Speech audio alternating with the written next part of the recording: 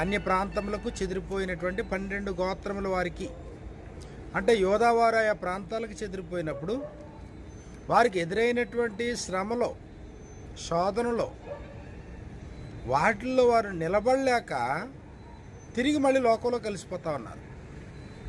వారు సత్య మార్గాన్ని విడిచిపెట్టి తొలగిపోతూ ఉన్నారు.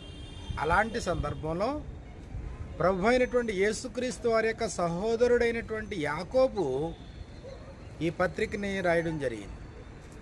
ఈయన ప్రభు అయినటువంటి యేసుక్రీస్తు వారికి సహోదరుడైనప్పటికీ కూడా ఈయన సంబోధించినటువంటి సంబోధన ఎలా ఉందంటే, దేవుని యొక్కయు ప్రభు అయిన యేసుక్రీస్తు యొక్కయు దాసుడైన యాకోబు. దేవునికి దాసుడు, ప్రభు అయిన యేసుక్రీస్తు వారికి దాసుడు. కాబట్టి అంతగా తను తాను తగ్గించుకుంటూ చక్కగా ఇదిగో చెదిరిపోయినటువంటి యూదులందరూ కూడా ఆయా ప్రాంతాల్లో వారికి శ్రమలు సంభవిస్తూ ఉన్నా, ఆయా ప్రాంతాల్లో వారికి శోధనలు సంభవిస్తూ ఉన్నా వారికి ఓర్పు తగ్గి వారు పరిశుద్ధతలో నుంచి తొలగిపోతూ ఉన్నారు, లోకంతో కలిసిపోతూ ఉన్నారు, లోకంతో స్నేహం చేస్తూ ఉన్నారు, భోగేచ్ఛలకు శరీరేచ్ఛలకు వారు అలవాటు పడిపోతూ ఉన్నారు, భూ సంబంధమైన ప్రకృతి సంబంధమైన దయ్యముల జ్ఞానం వలన ఇదిగో వారు కలహాలతోనూ మత్సరంతోనూ ప్రతి వివాదంతోనూ అల్లరి ప్రతి నీచ కార్యంతోనూ వారు బ్రతుకుతూ ఉన్నారు. అయితే అలాంటి వారితో ఆయన మాట్లాడుతూ ఇదిగో పరిశుద్ధులు ఒకరి కొరకు ఒకరు ప్రార్థించాలి, అంత మాత్రమే కాదు ఒకరి పాపములు ఒకరితో ఒప్పుకోండి అన్నాడు. యాకోబు రాసినటువంటి పత్రిక 5వ అధ్యాయము 16వ వచనాన్ని మనం చూసినప్పుడు, మీ పాపములను ఒకనితో ఒకడు ఒప్పుకొనుడి, మీరు స్వస్థత పొందినట్లు ఒకని కొరకు ఒకడు ప్రార్థన చేయుడి.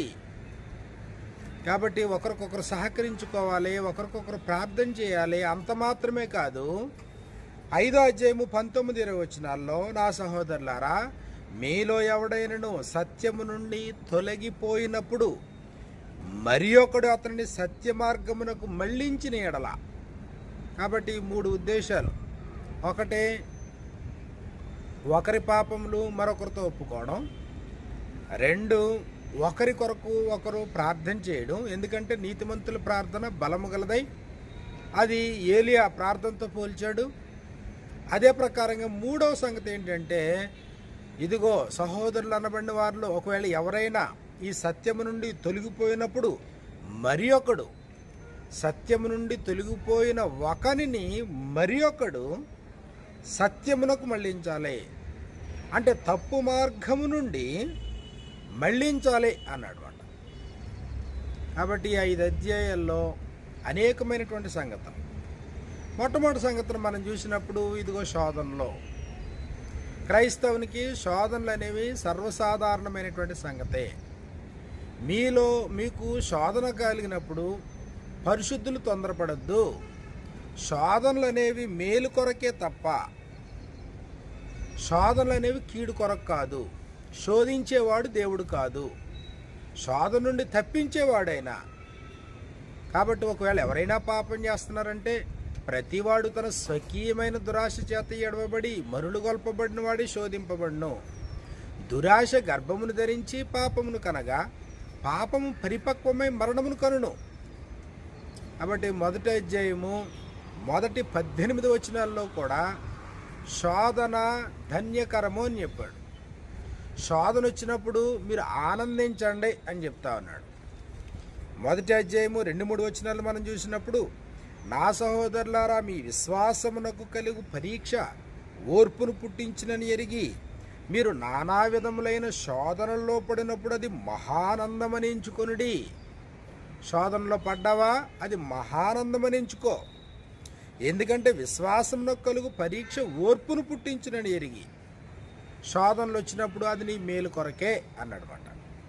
1వ అధ్యాయము 12వ వచనాన్ని మనం చూసినప్పుడు, శోధన సహించిన వాడు ధన్యుడు, అతడు శోధనకు నిలిచిన వాడై ప్రభు తన్ను ప్రేమించి వారికి వాగ్దానం చేసిన జీవ కిరీటం పొందును. కాబట్టి శోధన సహించేవాడు ధన్యుడు, వాడు జీవ కిరీటాన్ని పొందుతాడు. కాబట్టి శోధనలో కీడు అనుకోవద్దు, శోధనలో నీకు నష్టాన్ని కలిగిస్తాయనుకోవద్దు. మరి శోధన ఉన్నప్పుడు పాపం చేస్తాం కదండి అంటావేమో. ఇదిగో పాపం చేయడానికి కారణం చెప్పాడు. పాపం చేయడానికి శోధన కాదు కానీ, ఇదిగో ప్రతివాడు తన స్వకీయమైన దురాశ చేత ఏడవబడి, అపవాది ఎప్పుడూ శోధిస్తూనే ఉంటాడో, శోధకుడైనటువంటి అపవాది శోధిస్తూ ఉన్నప్పుడు ప్రభు అయిన యేసుక్రీస్తు వారిని శోధించాడు, అపోస్తుల్ని శోధించాడు, నేడు పరిశుద్ధుల్ని శోధిస్తూనే ఉంటాడు. అయితే ప్రభు అయిన యేసుక్రీస్తు వారిలో దురాశ లేదు కాబట్టి పాపం చేయలేదు. అపోస్తులు ప్రభు మాదిరి వలె జీవించారు. అయితే నేటి పరిశుద్ధులమైనటువంటి మనం బాప్తిసంలో దురాశలను సిలివేసినటువంటి వారమైతే, ఇదిగో దురాశలను చంపినటువంటి వారమైతే, ఇది మనం కూడా శోధనకి గురవ్వకుండా, శోధనకి పడిపోకుండా నిలబడడానికి అవకాశం ఉంది. అయితే ఎప్పుడైతే చెదిరిపోయినటువంటి యూదులు వారికి శోధనలు సంభవిస్తూ ఉన్నాయో, ఇదిగో మీరు మీ దురాశ, ప్రతివాడు తన స్వకీయమైన దురాశ చేత ఏడవబడి మరులు గొల్పబడిన వాడే శోధింపబడును. దురాశ గర్భమును ధరించి పాపమును కనగా పాపము పరిపక్వమై మరణమును కనును అన్నాడు. కాబట్టి ప్రియమైన సహోదరులారా, మోసపోకుడి, శ్రేష్టమైన ప్రతి సంపూర్ణమైన ప్రతి వరమును పరసంబంధమైనదై జ్యోతిర్మయుడగు తండ్రి యొద్ద నుంచి వచ్చును. అలా వచ్చింది కాబట్టి శ్రేష్టమైన సంపూర్ణమైన ప్రతి వరాన్ని పొందినటువంటి మనం పరిశుద్ధులమై ఉన్నాము. ఆయన యందు ఏ చంచలత్వమైనను గమనం వలన కలుగు ఏ ఛాయనైన లేదు. ఆయన తాను సృష్టించిన వాటిలో మనము ప్రథమ ఫలముగా ఉండునట్లు, ఇదిగో సత్యవాక్యం వలన మనలను తన సంకల్ప ప్రకారముగా ఆయన కన్నాడు. కాబట్టి మనం ఆయన బిడ్డలం, ఆయన మన తండ్రి. ఆయన శత్రువు అయినటువంటి అపవాది ప్రభు అయిన యేసుక్రీస్తు వారిని శోధించినట్లుగా నేడు పరిశుద్ధులైనబడిన మనలో ప్రతి వారిని శోధిస్తూనే ఉంటాడు. భయపడొద్దు, దాన్ని కీడుగా భావించొద్దు, శోధనను సహించు. కాబట్టి మొదటి అధ్యాయము 2-18 వచనాల్లో శోధనకు సంబంధించినటువంటి సంగతులని చక్కగా ఆయన ప్రస్తావించడం జరిగింది. 19వ వచనం నుండి 27వ వచనం వరకు మనం చూసినప్పుడు, దేవుని చేత ప్రథమ ఫలముగా ఉండుటకు సత్యవాక్యం వలన సంకల్ప ప్రకారముగా కనబడిన పరిశుద్ధులు, దేవుని యొక్క వాక్యానికి మీరిచ్చే స్థానం ఏంటి? కేవలం వినడానికి పరిమితం అయిపోయారా? మీరు వినువారు మాత్రమై ఉండి మిమ్మును మీరు మోసపుచ్చుకొనకుండా వాక్య ప్రకారం ప్రవర్తించేవాడినై ఉండుడి. మీలో ప్రతివాడు వినుటకు వేగిరపడివాడును. వినడానికి నువ్వే స్థానాన్ని ఇస్తున్నావు? వినడానికి ఆసక్తి చూపిస్తున్నావా? కాబట్టి వినుటకు వేగిరపడివాడు, మాటలాడుటకు నిదానించువాడు, కోపించుటకు నిదానించువాడై ఉండాలి. ఏలయనగా నరుని యొక్క కోపము దేవుని యొక్క నీతిని నెరవేర్చదు. 21వ వచనం మనం చూసినప్పుడు, అందుచేత సమస్త కల్మషమును విర్రవీగుచున్న దుష్టత్వమును మాని లోపల నాటబడి మీ ఆత్మలను రక్షించుటకు శక్తిగల వాక్యమును సాత్వికంతో అంగీకరించు. శ్రద్ధతో వినడానికి వేగిరపడు, విన్నటువంటి వాక్య ప్రకారంగా బ్రతుకు. ఇదిగో ఆత్మలను రక్షించుటకు శక్తిగల వాక్యాన్ని సాత్వికంతో అంగీకరించు. కానీ పరిశుద్ధులు అనబడిన వారిలో ఇదిగో కొందరు పరిస్థితి ఎలా ఉందంటే, మీరు వినువారు మాత్రమై ఉండి మిమ్మును మీరు మోసపుచ్చుకొనకుండా వింటున్నారంట. ఉదాహరణ చెప్పాడు, అద్దములో తమ సహజత్వమును చూచుకొని మనుషుని పోలి ఉన్నాడు. అట్టి మనుష్యుడు చూసుకుని అవతలికి పోయి తాను ఎట్టివాడో వెంటనే మర్చిపోను కదా. కాబట్టి అలాంటి పరిస్థితి వద్దు. మీరు వినువారు మాత్రమై ఉండిపోవద్దు, వినడానికి పరిమితం అయిపోవద్దు. నువ్వు విను, విన్నదాని ప్రకారంగా బ్రతుకు. కాబట్టి సమస్త కల్మషమును విర్రవీగుచున్న దుష్టత్వాన్ని విడిచిపెట్టి ఆత్మలను రక్షించుటకు శక్తిగల వాక్యాన్ని సాత్వికంతో నువ్వు అంగీకరించు. కాబట్టి మొట్టమొదటిది శోధన సహించు, నువ్వు ధన్యుడివి. 2 దేవుని యొక్క వాక్యానికి ఇదిగో నీ జీవితంలో ఏ స్థానాన్ని ఇస్తున్నావు? దుష్టత్వాన్ని మాని, విర్రవీగుచున్నటువంటి దుష్టత్వాన్ని మాని, ఆత్మను రక్షించిన ఒక శక్తి గల వాక్యాన్ని అంగీకరించు. వినడానికి పరిమితం అయిపోవద్దు, విన్నదాని ప్రకారంగా బ్రతుకు. విన్నదాని ప్రకారంగా బ్రతకమని చెప్పాడు.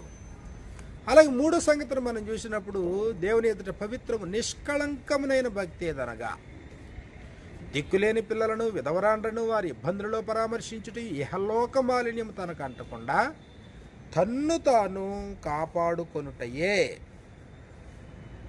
ఒకవేళ ఎవడైనా తాను భక్తి గలవాడిని అని అనుకుంటే, ఇదిగో ముందుగా నోటికి కళ్ళెం పెట్టుకో. దేవుని ఎదుట పవిత్రము నిష్కళంకమునైన భక్తి, దిక్కులేని పిల్లలు, విధవరాండ్రను వారి ఇబ్బందులలో పరామర్శించటం అంటే భేదాభిప్రాయం చూపించొద్దు. తండ్రి లేడు అని పక్షపాతం చూపించొద్దు. భర్త లేనిటువంటి విధవరాలు నువ్వు ఇబ్బంది పెట్టొద్దు. కారణం ఏంటంటే 2వ అధ్యాయంలో మాట్లాడాడు, పక్షపాత ధోరణి పరిశుద్ధులకు తగనిది. 2వ అధ్యాయము 1 నుండి 13 వచనాలు మనం చూసినప్పుడు, పరిశుద్ధులారా మీకు పక్షపాతం వద్దు. కాబట్టి అందులో తండ్రి లేనివాడని పక్షపాతం వద్దు, అలాగే విధవరాలని పక్షపాతం వద్దు. వారిని ఇబ్బందుల్లో పరామర్శించడమే నిజమైన భక్తి. అంత మాత్రమే కాదు, ఇదిగో మీరు సమాజంగా కూడుకుంటున్నప్పుడు విశ్వాస విషయంలో మోమాట పడద్దు.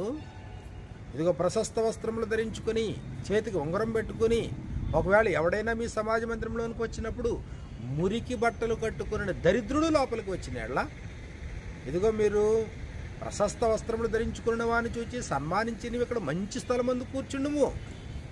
దానివల్ల నువ్వేం చేస్తున్నావు? మీ మనస్సులలో భేదములు పెట్టుకొని మీరు దురాలోచనలతో విమర్శ చేయవారగుదురు కారా? పరిశుద్ధులకి పక్షపాతం ఉండకూడదు, మనస్సుల్లో భేదాభిప్రాయం ఉండకూడదు. క్రీస్తేశ్వరందు నువ్వు పరిశుద్ధుడు అయ్యావంటే అందులో యూదునని కానీ, గ్రీసు దేశస్థుడు, దాసుడు, స్వతంత్రుడు, స్త్రీ పురుషు అనే భేదం లేదు. కాబట్టి నువ్వు కొంతమందికి పెద్ద స్థానం, కొంతమందికి చిన్న స్థానం ఎలాగిస్తావు? కొంతమందిని పెద్ద చూపు, చిన్న చూపు ఎలా చూస్తావు? పక్షపాతం ఎలా కుదురుతుంది? భాషాపరమైన భేదం కానీ, ఆర్థికపరమైనటువంటి భేదాభిప్రాయం కానీ, కులపరమైనటువంటి భేదం కానీ, లేకపోతే వారు ధరించినటువంటి వస్త్రాలను బట్టి భేదాభిప్రాయం కానీ, వారు ధరించేటువంటి వెండి బంగారాలను బట్టి నువ్వు పక్షపాతం చూపిస్తే, ఇదిగో మీ మనస్సులలో భేదములు పెట్టుకొని మీరు దురాలోచనలతో విమర్శ చేయవారగుదురు కారా? కాబట్టి ఈ లోకంలో దరిద్రులైన వారిని విశ్వాసమందు భాగ్యవంతులుగాను, తన్ను ప్రేమించే వారికి తాను వాగ్దానం చేసిన రాజ్యమునకు వారసులుగా ఉండుటకు దేవుడు వారిని వీరిని ఏర్పాటు చేసుకోలేదా? ఇదిగో మీకు శ్రమలు సంభవిస్తూ ఉన్నాయి, మీరు పరిస్థితి దిగజారకుండా చూసుకోండి, పక్షపాతం లేకుండా చూసుకోండి. 9వ వచనంలో అన్నాడు, మీరు పక్షపాతము గలవారైతే, ఇదిగో ధర్మశాస్త్రానికి కూడా వ్యతిరేకంగా బ్రతుకుతున్నారు, స్వాతంత్రం ఇచ్చి నియమంలోంచి కూడా మీరు దాటిపోతా ఉన్నారు. 12వ వచనంలో, స్వాతంత్రం ఇచ్చి నియమము చొప్పున తీర్పు పొందబో వారికి తగినట్లుగా మాట్లాడుడి, అలాగుననే మీరు ప్రవర్తించుడి. కాబట్టి మొట్టమొదటిది శోధన సహించిన వాడు ధన్యుడు. రెండో సంగతి మనం చూసినప్పుడు, మొదటి సంగతే శోధన సహించిన వాడు ధన్యుడు. రెండో సంగతిలో దేవుని యొక్క వాక్యానికి నువ్వు ఇచ్చే స్థానం ఏంటి? మూడో సంగతిలో ఇదిగో పక్షపాత ధోరణి వద్దు. కాబట్టి దిక్కులేని వారైనా, విధవరాండ్రైనా, లేకపోతే ప్రశస్త వస్త్రములు ధరించుకున్నవాడైనా, మురికి పట్టలు కట్టుకున్న దరిద్రుడైనా, ఇదిగో నువ్వు తేడా చూపించొద్దు, పక్షపాతం చూపించొద్దు, ఒకరిని గొప్ప చేయొద్దు, ఒకరిని తక్కువ చేయొద్దు, మీరు అక్కడ కూర్చోండి ఇక్కడ కూర్చోండి అని చెప్పొద్దు. కాబట్టి అందరినీ సరి సమానంగా చూడడం అది దేవుని దృష్టికి న్యాయమైంది. లేదంటే ఇదిగో నువ్వు తీర్పు పొందవారికి తగినట్లుగా నువ్వు ప్రవర్తించట్లేదు అని నువ్వు గుర్తించాలి అన్నాడు. అప్పుడు 2వ అధ్యాయము 14 నుంచి 26 వచనాలు మనం చూసినప్పుడు, ఇక్కడ విశ్వాసం మాత్రమే సరిపోదు, విశ్వాసంతో పాటు క్రియలు కూడా కావాలి అన్నాడు. బాప్తీసానికి ముందు కేవలం విశ్వాసం మాత్రం సరిపోతుంది. ఎందుకంటే క్రియలను బట్టి ఎవడనూ నీతిమంతుడిగా తీర్చబడ్డావు. ఒకవేళ అలా తీర్చబడితే అతిశయించే ప్రమాదం ఉంది అన్నాడు. ఏ శరీరయు దేవుని ఎదుట అతిశయింపకూడనట్లుగా దేవుడు ఉచితముగానే నీతిమంతులుగా తీర్చాడు. ఇది బాప్తీసంలో. బాప్తీసంలో విశ్వాసమును బట్టి నీతిమంతులుగా తీర్చబడ్డాం, పరిశుద్ధపరచబడ్డాం, కడగబడ్డాం. అయితే బాప్తీసం అనంతరం నాకు విశ్వాసం ఉంది అంటే సరిపోదు, విశ్వాసానికి క్రియలు తోడవ్వాలి. 2వ అధ్యాయము 26వ వచనం మనం చూసినప్పుడు ప్రాణము లేని శరీరం ఎలాగూ మృతమో అలాగే క్రియలు లేని విశ్వాసము కూడా మృతమే. 2వ అధ్యాయము 20వ వచనం మనం చూసినప్పుడు వ్యర్థుడా క్రియలు లేని విశ్వాసము నిష్ఫలమైనదని తెలుసుకొని కోరుచున్నావా? కాబట్టి ఇద్దరు ఉదాహరణ చూపించాడు. ఒకటే అబ్రహాము క్రియలు, ఆయన విశ్వాసం. అలాగే 2 రాహాబును వేశ్య, ఆమె క్రియలు మరియు విశ్వాసం. పాత నిబంధనలో నుండి 4 వ్యక్తుల్ని ఈ పుస్తకంలో తీసుకోవడం జరిగింది. కాబట్టి విశ్వాసము ప్లస్ క్రియలు అనే దానికి అబ్రహాముని తీసుకున్నాడు, మరియు రాహాబు అనేటువంటి వేశ్యను తీసుకున్నాడు. అలాగే ఓర్పు అన్నప్పుడు దానికి యోబు సంగతి మీకు తెలుసు కదా అన్నాడు. యోబుని ఉదాహరణగా తీసుకున్నాడు. అలాగే ఒకరికొరకొకడు ప్రార్థన చేయండి అన్నప్పుడు నీతిమంతుని ప్రార్థన మనపూర్వకమైనది, బహుబలం గలదై ఉంటుంది అన్నప్పుడు పాత నిబంధనలో ఉన్న ఏలియాని తీసుకున్నాడు ఉదాహరణగా. కాబట్టి ఈ పత్రిక అంతట్లో 5 అధ్యాయాల్లో 4 పాత నిబంధనలో ఉన్న ఆ గొప్ప వ్యక్తుల్ని ఉదాహరణగా తీసుకుని, ఇదిగో చెదిరిపోయి శ్రమంలో లేకపోతే వారు ఆ శోధనలో ఉన్నప్పుడు తిరిగి వారు లోకంలో కలిసిపోయేటువంటి పరిస్థితుల్లో పాత నిబంధనలో ఉన్న గొప్ప వ్యక్తుల్ని తీసుకుని ఉదాహరణగా తీసుకుని చక్కగా ఈ విషయాలన్నీ తెలియజేస్తూ ఉన్నాడు. మొట్టమొదటిదే ఇదిగో శోధన సహించు. 2వది మనం చూసినప్పుడు వాక్యానికి నువ్వు ఇచ్చే స్థానం ఏంటి. 3వ సంగతిని మనం చూసినప్పుడు పక్షపాతం వద్దు పరిశుద్ధుల మధ్యలో. 4వ సంగతిని మనం చూసినప్పుడు విశ్వాసం మాత్రమే సరిపోదు, క్రియలు లేని విశ్వాసము మృతము, ప్రాణము లేని శరీరము లాంటిది అన్నాడు. 3వ అధ్యాయంలో మనం వచ్చినప్పటికీ 3వ అధ్యాయంలో ఇదిగో పరిశుద్ధులు తప్పిపోతా ఉన్నారు. అనేక విషయాల్లో మనం తప్పిపోతున్నాం. లోపము లేనివాడు ఎవడు అని అంటే, ఎవడైనను మాట యందు తప్పని ఎడలాంటి వాడు లోపము లేనివాడై. కాబట్టి లోపము లేనివాడు ఎవడో మాట యందు తప్పనివాడు. ఇది బోధకులైన మనము కూడా బోధకుల్ని కూడా కలుపుకుని అనేక విషయాల్లో తొలగిపోతా ఉన్నాం. ఎవడైనను మాట యందు తప్పని ఎడలాంటి వాడు లోపము లేనివాడై తన సర్వ శరీరమును స్వాధీనం అందించుకున్న శక్తి గలవాడగును. కాబట్టి తప్పిపోతున్నాం. మీ మాట అవునంటే అవును, కాదంటే కాదన్నట్టుగా ఉండాలి, కానీ తప్పిపోతున్నాం. మాట ఇస్తున్నావు, నిలబడలేకపోతున్నావు. అంటే నాలుగు నీ స్వాధీనంలో లేదు, నీ నోరు నీ స్వాధీనంలో లేదు. ఎంత పెద్ద వాడను తిప్పడానికి చిన్నదొక చుక్కాని చేత వాడన్న మొత్తం తిప్పుతాం కదా, అలాగే ఎంత పెద్ద అడవిని తగలబెట్ట, ఎంత చిన్న నిప్పు ఎంత విస్తారమైన అడవిని తగలబెట్టును. గుర్రములు మనకు లోబడుటకై నోటి కళ్ళెం పెట్టుదుము కదా. చక్కటి ఉదాహరణ తీసుకొచ్చి నాలుక అగ్నియే, పాప ప్రపంచమై సర్వ శరీరమునకు మాలిన్యము కలుగు చేసేది నాలుక. అయితే ఏ నరుడును నాలుకను సాధు చేయనేరడు. కానీ ఇదిగో పరిశుద్ధులు మీరు చేయగలరు. తీర్పు పొందబోవారు తగినట్లుగా మాట్లాడండి, అలాగే మీరు ప్రవర్తించండి. ఎందుకంటే అదే నోటితో ఇదిగో దేవుని పోలికగా పుట్టినటువంటి నరుణ్ణి నువ్వు శపిస్తావు, అదే నోటితో నువ్వు దీవిస్తావు. అది కూడదు. కాబట్టి నాలుక ఎంత ప్రమాదకరమైందో దాన్ని పరిశుద్ధులు ఎలా దాన్ని కంట్రోల్ చేసుకోవాలో లోపము లేని క్రైస్తవ్యంగా ఇదిగో నాలుకని శరీరాన్ని సర్వ శరీరాన్ని స్వాధీనం అందించుకునే సంగతులను గురించి ఆయన 3వ అధ్యాయము ప్రారంభంలో 1 నుంచి 12 వచనాల్లో చెప్పడం జరిగింది. అలాగే 3వ అధ్యాయము 13వ వచనం నుండి మనం చూస్తే నిజమైనటువంటి జ్ఞాన వివేకములు ఏవి, నిజమైనటువంటి జ్ఞాన వివేకాలు. కాబట్టి ఇక్కడ పైనుండి వచ్చే జ్ఞానం ఉంది, భూ సంబంధమైనటువంటి జ్ఞానం ఉంది, కాబట్టి భూ సంబంధమైన జ్ఞానం, దయ్యాల జ్ఞానం అన్నాడో వివాదమును, మత్సరమును ఎక్కడైతే ఉంటాయో అక్కడ అల్లరి, ప్రతి విధమైన నీచకార్యం ఉంటుంది. అయితే చెదిరిపోయినటువంటి యూదులు వారికి ఎదురుపడేటువంటి శ్రమలను బట్టి లేదా శోధనలు బట్టి వారు లోకంతో కలిసిపోతా ఉన్నారు. లౌకికమైన జ్ఞానం అదే జ్ఞానం అనుకుంటా ఉన్నారు. అది ప్రకృతి సంబంధమైంది, దయ్యాల జ్ఞానం అన్నాడు దాన్ని. నీ కుటుంబంలో, నీ జీవితంలో లేదా భార్యాభర్తల మధ్యన, అన్నదమ్ముల అక్కచెల్లెల మధ్యన వివాదం, మత్సరం ఉందా, అక్కడ అల్లరి, ప్రతి నీచకార్యం ఉంటుంది. ఇది భూ సంబంధమైన జ్ఞానం. అయితే పైనుండి వచ్చే జ్ఞానం ఏదైతే ఉందో అది మొట్టమొదట పవిత్రమైనది, తరువాత సమాధానకరమైనది, మృదువైనది, సులభముగా లోబడినది, కనికరముతోనూ మంచి ఫలముతోనూ నిండుకొనినది, పక్షపాతమైనను వేషధారణైనను లేనిదై ఉన్నది. కాబట్టి ఇదిగో నిజమైనటువంటి జ్ఞాన వివేకములు ఏంటో తెలియజేశాడు. కాబట్టి మొట్టమొదటి సంగతిని మనం చూసినప్పుడు మొట్టమొదటి సంగతే శోధన సహించినవాడు ధన్యుడు. రెండవది వాక్యానికి నువ్వు ఇచ్చే స్థానం ఏంటి. మూడవది పక్షపాతం పరిశుద్ధుల మధ్యనొద్దు. నాలుగవది క్రియలు లేని విశ్వాసం మృతమైంది. ఐదో సంగతిని మనం చూసినప్పుడు ఇదిగో నాలుక ఎంత కీలకమైందో, నాలుక ద్వారా నువ్వు దేహాన్ని నువ్వు కంట్రోల్ చేయాలి, లోపం లేని క్రైస్తవ జీవితాన్ని జీవించాలి.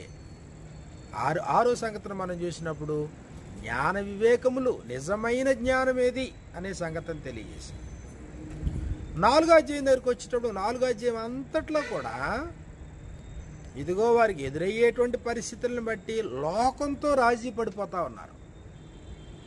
4వ అధ్యాయం 4వ వచనంలో వ్యభిచారిణులారా, ఈ లోక స్నేహము దేవునితో వైరమని మీరు ఎరుగరా.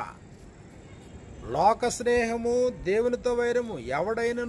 ఎవడు లోకముతో స్నేహం చేయగోరునో వాడు దేవునికి శత్రువగును. కాబట్టి లోకంతో స్నేహం ప్రారంభించారు. కాబట్టి వారి పరిశుద్ధతను కోల్పోతా ఉన్నారు, లోకంతో రాజీ పడిపోతా ఉన్నారు, అపవాదిని ఎదిరించలేకపోతున్నారు. కానీ ఎదిరించండి అని చెప్పాడు, అప్పుడు వాడు మీ వద్ద నుండి పారిపోతాడు. ఇదిగో ద్విమనస్కులారా, అటు దేవునిలో మనసు ఉంది, ఇటు లోకపరమైన మనసు ఉంది.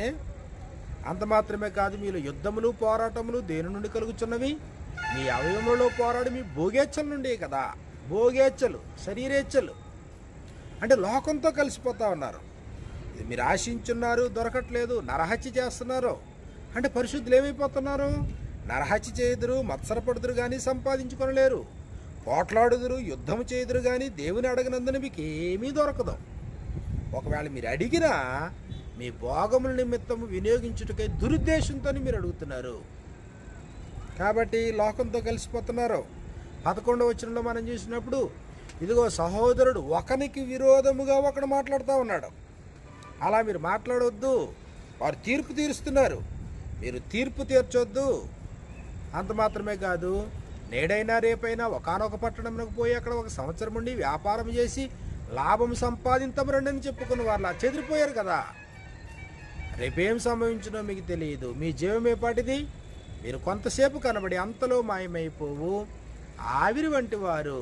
కానీ మీరు ఏం చేస్తున్నారో మీ డంభములందు మీరు అతిశయిస్తూ ఉన్నారు. ఇట్టి అతిశయం అంతా కేవలము చెడ్డది. 4వ అధ్యాయం మొత్తంలో లౌకికమైనటువంటి జీవితానికి పరిశుద్ధులు దూరంగా ఉండాలి అని చెప్పాడు. లోకంతో స్నేహం వద్దు, దేవునితో వైరమది, భోగేచ్ఛలకు నువ్వు కారణం కావద్దు, నువ్వు ఆశించిన దాన్ని పొందడం కొరకు నరహత్య చేయొద్దు, అలాగే నువ్వు మత్సరపడొద్దు, నువ్వేం సంపాదించుకోలేవు, పోట్లాడొద్దు, సహోదరునికి వ్యతిరేకంగా నువ్వు మాట్లాడొద్దు, ద్విమనస్కుడుగా నువ్వు ఉండొద్దు. అపవాది శోధిస్తున్నాడు, అపవాదిని నువ్వు ఎదిరించు. ఇదిగో లోకస్తులు ఎలాగైతే తమ డంబములందు అతిశయిస్తారో నువ్వు అలా అతిశయించొద్దు.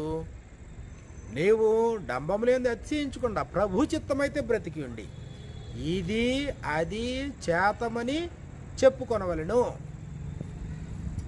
5వ అధ్యాయం మనం చూస్తే ప్రాముఖ్యమైన 5 సంగతులు 5వ అధ్యాయంలో మనకు రాయబడ్డాయి.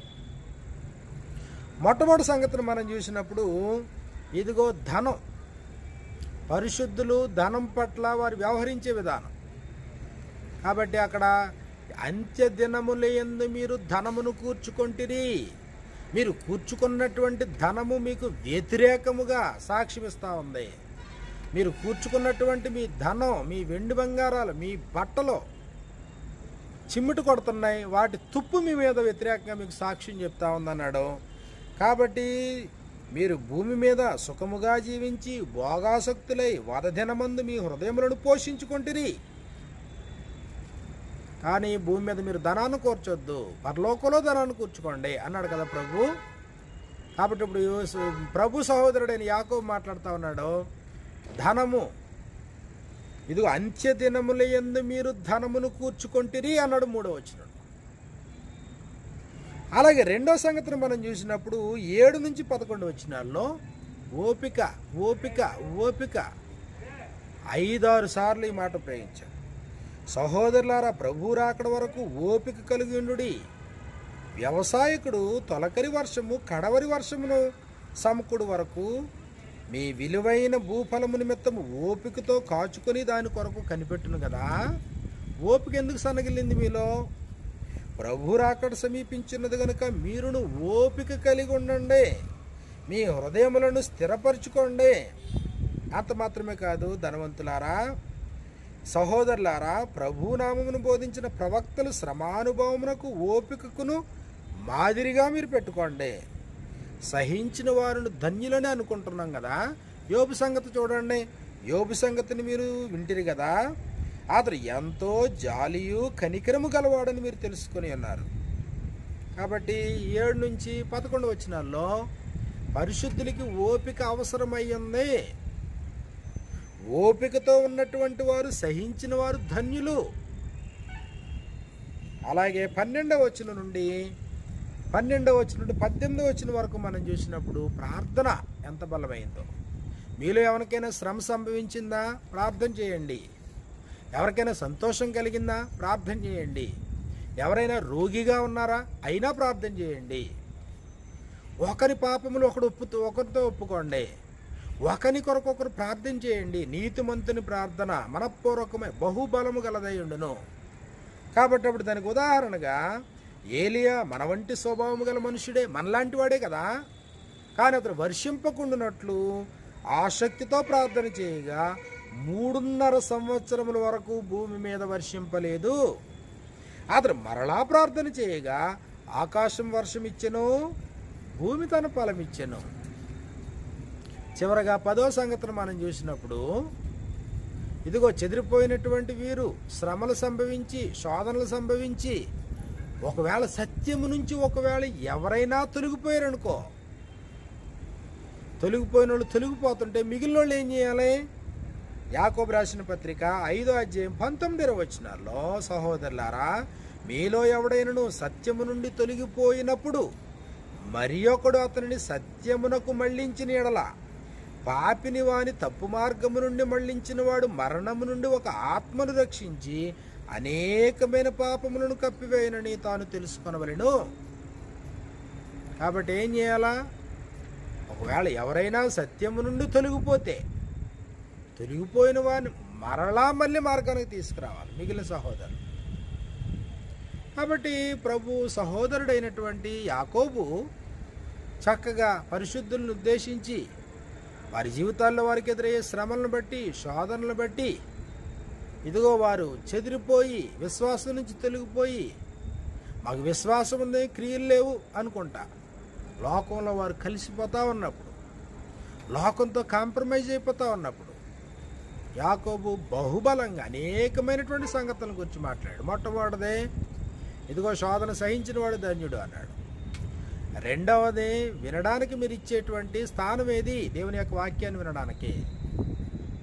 మూడో సంగతిని మనం చూసినప్పుడు పక్షపాతం వద్దు. నాలుగో సంగతి విశ్వాసంతో పాటు క్రియలు కూడా ఉండాలి. ఐదో సంగతి ఏంటంటే ఇదిగో లోపము లేని క్రైస్తవులుగా బ్రతకాలంటే నీ నోరుని నీ నాలుకను అదుపులో పెట్టుకో. ఆరో సంగతి నిజమైనటువంటి జ్ఞానమేది. ఏడో సంగతిని మనం చూసినప్పుడు ఇదిగో లోకంతో వాళ్ళు కలిసిపోతూ ఉన్నారు, మిళితమైపోతూ ఉన్నారు. కాబట్టి లోకంతో మీరు కలిసిపోవద్దు, లోక స్నేహం మీకు వద్దు. ఎనిమిదో సంగతిని మనం చూసినప్పుడు ధనాన్ని గూర్చి అలాగే ఓపికను గూర్చి ఆయన మాట్లాడాడు. 9వ సంగతి, ఎవరికైనా శ్రమ సంభవించినా, సంతోషం కలిగినా, రోగిగా ఉన్నా మీరు ప్రార్థన చేసుకోండి. ప్రార్థన ఒకరికొరకొకరు ప్రార్థన చేయండి. చివరికి 10వ సంగతి ఏంటంటే, ఒకవేళ ఎవడైనా సత్యమును విడిచి మార్గం తప్పిపోతే తిరిగి అలాంటి వారిని మార్గంలోకి చేర్చుకోండి, మరణం నుండి తప్పించండి అన్నాడు. కాబట్టి ఎన్నో గొప్ప ఆత్మ సంబంధమైన సంగతులు ఈ పుస్తకంలో మనకే తెలియపరచబడ్డాయి. కాబట్టి మీలో ప్రతి వారికి హృదయపూర్వకమైన కృతజ్ఞత తెలియజేస్తాను.